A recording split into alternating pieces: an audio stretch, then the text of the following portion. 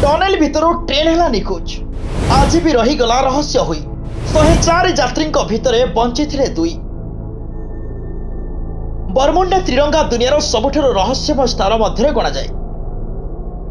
वास्तव में स्थान उपर उड़ुथिबा किछि विमान यात्री निखोज घटना समग्र विश्व में आलोचना होइछि। किंतु आज आम आपन एक रेल ट्राक विषय कहवाक जाउछु जो रहस्यमय भाव चलुवा नूतन ट्रेन 104 यात्री मध्य 102 जन अदृश्य हो जाइछन्ति। ट्रेन रु हठात खसी पड़िथिबा 2 जन यात्री बंचिबा आज पर्यंत रहस्य हो रही। 1911 मसीह इटाली राजधानी रोम एक स्टेशन रु बाहरी जेनेट ट्रेन एपरी भाव में अदृश्य हो जाइथिला जे 100 वर्षर अधिक समय धरी खोजाखोजी करा जाउतिला, किंतु एहार कोनोसी पता मिली पारे नाही।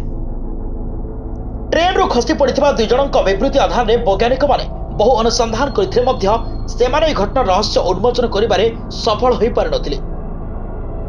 अवशिष्ट 2 यात्री मध्य जणे कहिसंति जे ट्रेन को टनेल माध्यम रे परवर्ती स्टेशन रे पहुंचबाक पड़िबो। जणे यात्री एते विब्रत होइथिले जे से किछि कहि पारि नथिले, किंतु अन्य जणे यात्री कहिसंति जे जेतेबेले ट्रेन टनेल निकट रे पहुंचिला सेतेबेले रहस्यमय धुआं बाहरुथिबार देखागला।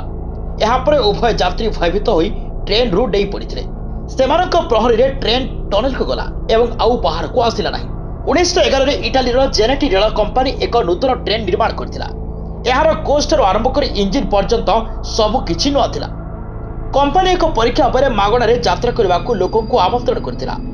विमान रे रेल कर्मचारी समेत मोट 104 लोक थिले। जेतेबेले ट्रेन एक टनेल भितर को गला, भितर को प्रवेश करबा मात्रे एहा कोनोसी स्थान रे अदृश्य हो गला। लोक माने टनेल पर स्टेशन रे जेनेट ट्रेन को अपेक्षा कर रहिथिले, किंतु ट्रेन सेठारे पहुंची नथिला। आ एहार रहस्य आज पर्यंत भी लोके जानि पारती नाही। एथि सहित किछि वर्ष परे अनेक लोक दाबी करथिले जे एही ट्रेन रो किछि अंश रूस, यूक्रेन एवं जर्मनी रे मिलिथिला। तेबे एही दाबी नै कोनोसी ठोस प्रमाण मिलि नाही। आ केतेक तत्काल रिपोर्ट मुताबक एही ट्रेन रो अंश विशेष मेक्सिको रे मिलिथिबा दाबी करथिले।